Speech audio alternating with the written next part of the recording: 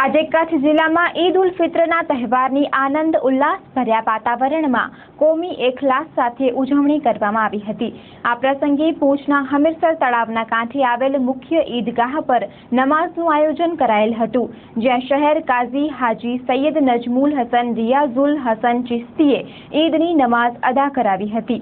આ પ્રસંગે તેમણે જણાવ્યું હતું કે દેશ પ્રેમ એ ઈમાનનો એક અંશ છે, ત્યારે વતન પ્રેમ, કોમી એકતા અને ભાઈચારાથી વર્તવા માટે તેમણે અનુરોધ કર્યો હતો।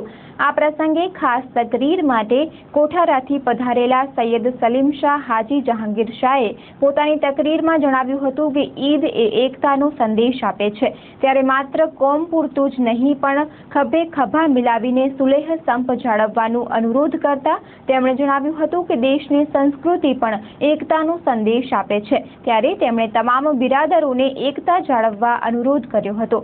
આ પ્રસંગે મુસ્લિમ બિરાદરોએ એકબીજાને ગળે મળીને ઈદની મુબારકબાદ પાઠવી હતી। સમગ્ર કાર્યક્રમની વ્યવસ્થા શ્રી A.K. બાયડ, હાજી ફઝલ જમાદાર, સૈયદ હાજી શાહ બુખારી, સૈયદ લતીફ શાહ બુખારી, સૈયદ સાજન શાહ ખેર શાહ બુખારી, અનીશ બાયડ, અહેમદ ભટ્ટી, સૈયદ ખેર શાહ હાજી શાહ, હામિદ ભટ્ટી વગેરે સંભાળી હતી।